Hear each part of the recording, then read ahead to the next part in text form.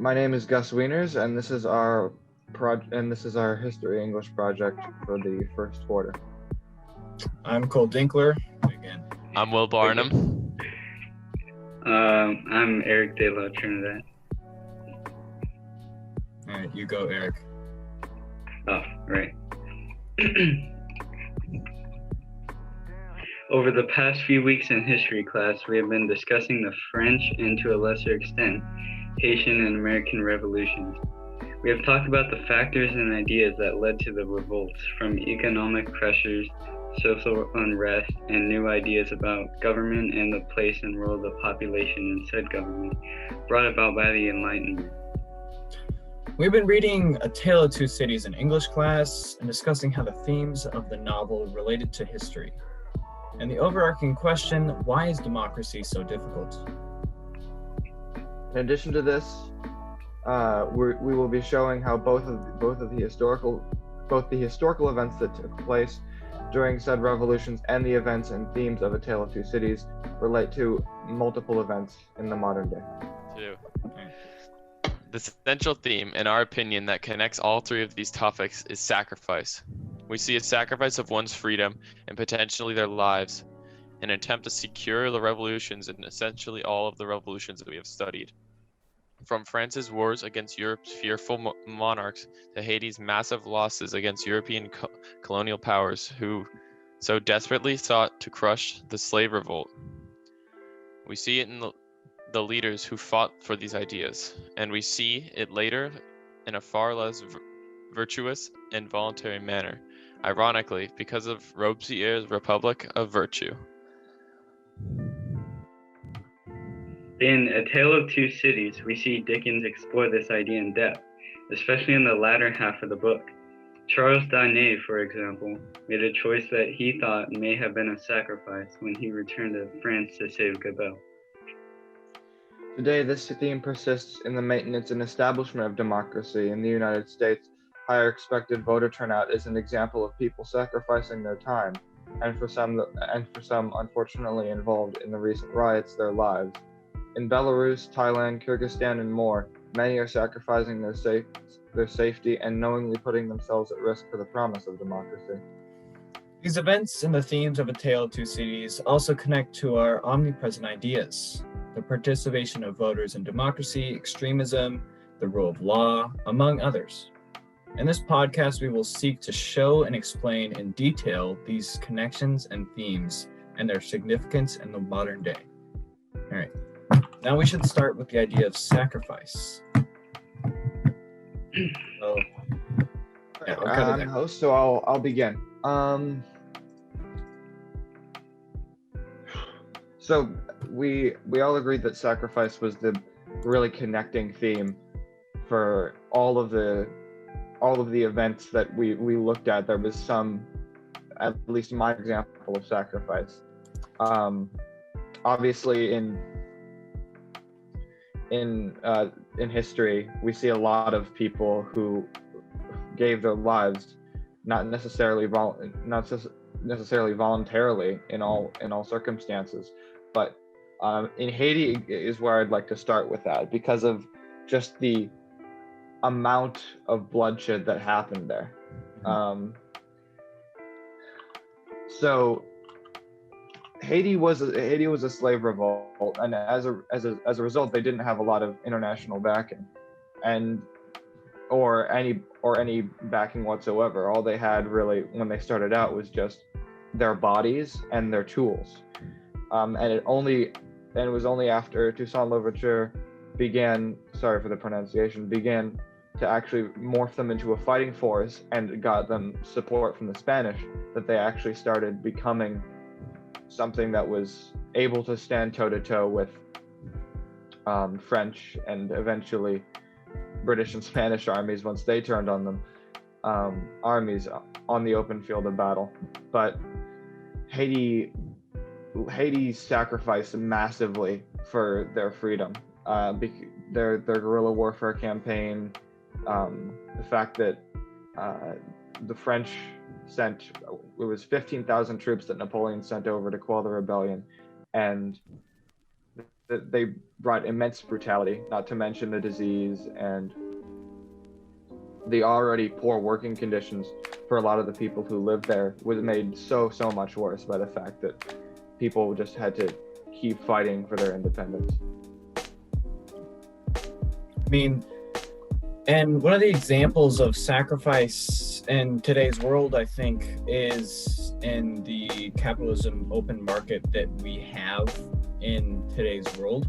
Because in our kind of form of democracy that we have chosen, a man or a woman can actually create a shop by themselves because of this idea that anyone can open a shop, but they sacrifice everything in store for actually making those shops and markets that they want to choose. So while making that, they can really screw themselves over with their sacrifice that they've made. Yeah, I was just gonna add, I couldn't pull it up immediately, but over 200,000 Haitians died securing their independence, and although they still killed tens of thousands of soldiers from France and Britain, they still lost they still lost double what their opponents did. Yeah. So I feel like Go Charles ahead. Darnay is actually a really good example of sacrifice. I feel like he kind of fits that whole thing because he sacrificed all the wealth that he could have had. He was in Evermont, so he already was born into a wealthy family. So he could have had everything. He could have had all the possibilities and all the, like, forgetting the word here, but like he had all the advantages of being wealthy and living in a powerful family, but he chose to give them up because of the situation that his family was in and how he didn't believe what his family was doing was right. So he decided to kind of separate himself in order to and so he could get away from the kind of toxicity that causes. Mhm. I was just gonna try and sort of segue that, but also talk about sacrifice a little bit more. Obviously, we can't talk about sacrifice and not mention Carton. And the last page of the book, obviously, it is a far better thing that I do than I've ever known, etc., etc. But it also has another quote which I feel is really important, which is Carton saying, "I see that I hold a sanctuary in their hearts and in the hearts of their descendants, generations hence. I see her, an old woman, weeping for me on the anniversary of this day. I see her and her husband, their course done, lying side by side in their last earthly bed. And I know that each was not more honored and held sacred in the other's soul than I was in the souls of both." And that's really important for talking about both sacrifice, how you don't necessarily have to believe, but it's very important to believe that your sacrifice will leave an impact, that you will believe in the cause that you give something for. And it's also a good segue into talking about legacy and how atonement for your sins leaves a lasting legacy on everybody who witnessed that sacrifice.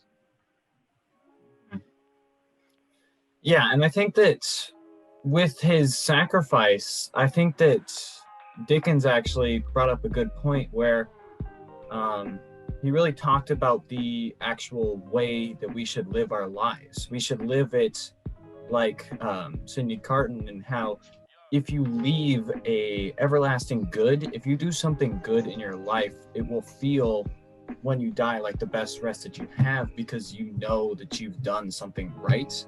And with the idea of sacrifice, you can kind of sleep better at night in a way, because you know that you've done something good, you've sacrificed something and you got something out of it. And because of that, you are a better person overall. All right. So I feel like we've covered this pretty in depth. I just want to say one more thing and then we should move on. He keeps repeating this. It's a very clear example of repetition throughout the story. But Again on 371, for the last time, Carton mumbles to himself, I am the resurrection and the life, saith the Lord, that he believeth in me, though he were dead, yet shall he live, and whoever liveth and believeth in me shall never die. And that's another really great example of how he believes that his sacrifice will be viewed as just and as righteous in the eyes of God, which is another thing that a lot of people use to justify their actions whenever they're gonna give their lives to something or surrender something to a greater cause. If you were to believe that, if you were to commit to something for years, you would have to believe that there was something other than your own desire that was pushing you there. You would have to believe you're almost destined to do it, and sometimes that can be that is very powerful. Yes. So let's then talk about the Enlightenment and how that connects to mob mentality. So as we've been learning, the Enlightenment was a period following the invention of Gutenberg's printing press, where information became more widely available and people began to really consider and think differently about the way they lived and about the way that they were governed. And now that people finally had access to all this information, they could think, and therefore they could question. And they began to think that maybe the divine rule of monarchs was not really justified. If they could read the Bible, then they could say with certainty that the Bible did not grant kings all the almighty power. So, Eric, let's go to the idea of Enlightenment connecting to mob mentality. How would a population that's living under a divine ruling king, how would that affect them if they were suddenly aware of the fact that their governmental system was inadequate in their view? How does that make a mob more violent? Well, if you take a people, and most people in that situation would obviously be exasperated. I think that if anyone learns that they're under a terrible government, they'd be angry, they'd be all kinds of emotions, and then that just goes even further into how mob mentality is, and how people just will do anything for what they want. I mean, in that specific way. Like, one example is with the French Revolution. We talk about mob mentality all the time, and how that people in the French Revolution, they just, towards the end, they just went with whatever the mob wanted. Like, the people wanted new things, and the government wasn't giving them to them, so they just took it by force in a mob. Yeah, it was like the government wasn't. I'm gonna continue with what you're saying. The government wasn't really like fair to them. They weren't being fed. They were dying, starving on the street. Their children were like completely like unable to learn anything. Nobody was like learning anything. No one could read, no one could write, no one could do anything to improve themselves as individuals and themselves as a class of working individuals. So obviously when they finally did learn that they were in a government that controlled everything, well, I feel like they knew. Some people knew. I think it might be important to talk now, or not talk now about, but just to mention that people weren't necessarily enlightened immediately as the Enlightenment came around. The illiteracy rates were still really high, and a lot of people, like you said, still couldn't read or write. And the fact that some people could and others could not meant that certain people could still tell others what they thought a certain thing meant. Like, let's say a political pundit in France, what's his name?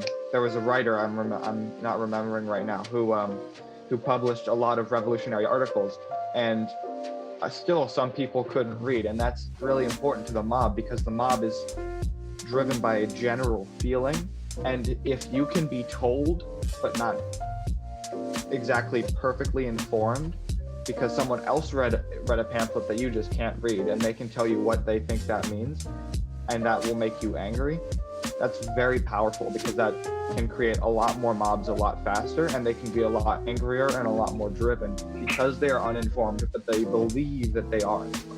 Yeah, I was gonna like lead on to the point that the reason the mobs were so violent and got to be so oppressive is because they, like you said, they believed that they were doing just like right things or getting vengeance or revenge or whatever for being kind of segregated to like learning and becoming more better as a people. All right. So there was one quote that I wanted to look at while we were still talking about mob mentality, and that's on page 281 of Attila Thucydides, where it's the first time Darnay is being tried, and he's sitting there and he's being questioned about his life and about who he married, and when the crowd finds out that he's married Lucy, who's the daughter of Dr. Manette, quote, "This answer had a happy effect upon the audience. Cries and exultation of the well-known good physician rent the hall.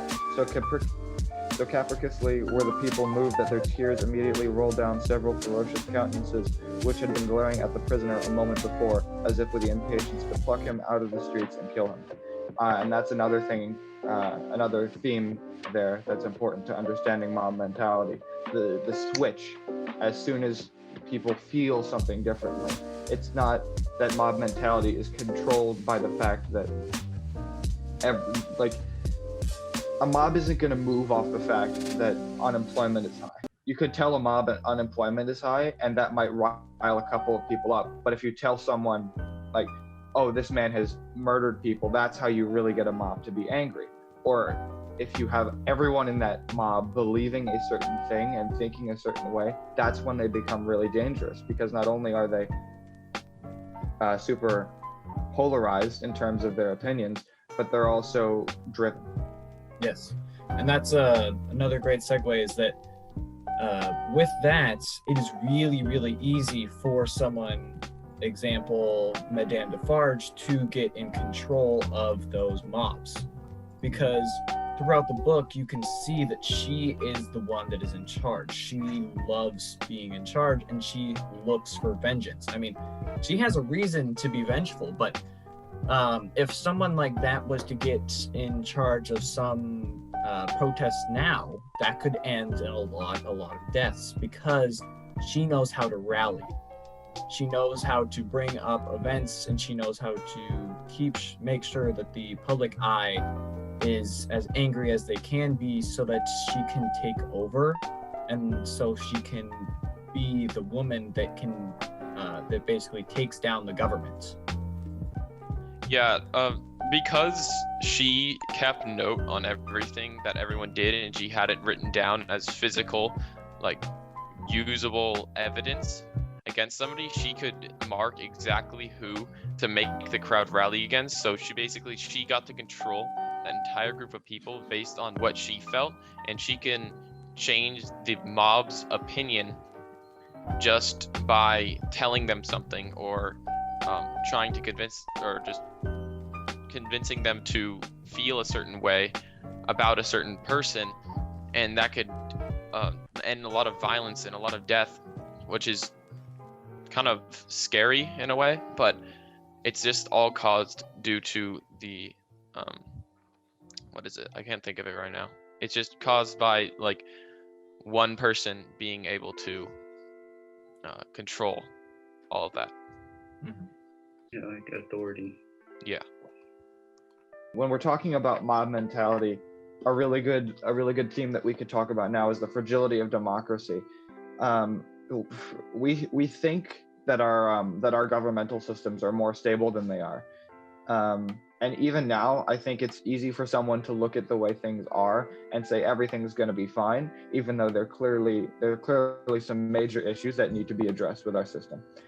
And there's a lot of people who don't really understand that even a city like Portland, which is a small fraction of the country, being in as much chaos as it is, has a negative effect on national unity and overall cohesiveness. And that disillusion is very dangerous. Another thing we can talk about when we're talking about the fragility of democracy is how certain democracies can become infested by authoritarianism. Like in Russia, something on August the 20th, a few months ago, Alexei Navalny, which is the Russian Liberal Party leader, which is Vladimir Putin's greatest opposition, or his greatest actual opposition, was poisoned on the 20th of August with a new class of poison, a different version of Novichok, which was developed in the Soviet Union. And his poisoning was covered extensively by the international media, but in Russia there weren't protests like what we're seeing in Belarus and in Thailand, etc. Those people it seems the Russian people are not as conscious, or at least the mob mentality in Russia is different because they have been conditioned differently for so long with Putin as their autocrat. And I think that's another interesting thing, how the fragility of democracy depends so much on the mentality of the mob. Yeah, it kind of shows how democracy is mostly run by a mob, because democracy is all about everyone having that Equality. The equality to speak. And with that, the majority is always going to win. So that's another way of saying, if you have the mob on your side, then you're always going to win, which is really scary to think about, because like we said, again, a mob is very easily polarized, like very easy to control. Yes, if you have the right information. Yes, because it's very easy. And then when that happens, a mob can go very south very quickly. And with a mob going south, it can change democracy as you see it, because there's two different sides to a democracy at all times. For example, in the American democracy, there's a Republican and there's a Democratic. And with the mob, it's always going to choose one side, but sometimes there isn't sometimes we can get it wrong, and then there can be serious consequences because of it. And that's why democracy is so difficult, because there's completely two different people. If I could just quickly mention, on page 314 of A Tale of Two Cities, the prosecutor asks who denounced Charles Darnay during the second trial. Ernest Defarge, Teresa Defarge, and then Alexander Manette, and we see throughout these next few pages as his letter is being read out from 314 to 316, or no, not to 317. Sorry, the crowd's mentality completely shifts from being one of agreeing with Darnay to totally going against him once again. Let's see. Wait, before you go on, I want to go. Wait, could I start? Yeah. Something that goes on. Okay. With that idea of how democracy is so fragile, I recall hearing that not all countries are, I guess you could say, made for democracy. It doesn't work in every country. One example that I've seen is African countries like Republic of Congo, other countries that were in that one article we read in history. I forget what it's called, but we saw in that article that democracy doesn't always work out, as some of these mobs just get too violent, or they break off from the democratic system completely and start doing other things and sometimes those people can even take over the country. So we can definitely see that democracy is so fragile and that it doesn't always work, especially when you have mobs that can just take over so easily in the less developed countries. While we're still on the fragility of democracy, there's this article from The Economist that I just pulled up that was on a Google Doc that shows peaceful transitions of power between political parties from 1919 to 2015. And topping that, obviously, is countries like France and Britain and Finland, and the United States is back there a little bit further behind with 8 or 9 transitions of peaceful power, and then 10 or more in France, Britain, and surprisingly Finland. But it's really telling when you look to the Eastern Hemisphere and you see Russia and China and Mongolia and most of Africa with 0 to 2 peaceful transitions of power. And what you were just talking about, Eric, ties into that a lot. It's not that certain countries can't be democratic or that they're not really built to be democratic. It's that there are people within them who will seek to override the institutions because those institutions aren't held with such a high regard, because of the fact that it's not necessarily a mob mentality, but it's a national mentality. It's different from countries where orderly transitions of power are seen as the norm, you know? Like here in the United States, what's happening right now shocks and scares a lot of people. Like people are really just amazed at the audacity of the current president to question things like the election, to question the election results, one, and also to threaten that he would not step down from power is just completely ridiculous. But it might not be seen as such in an African nation, say like the Republic of the Congo. You know, that would be much more normal because so many people have broken those rules.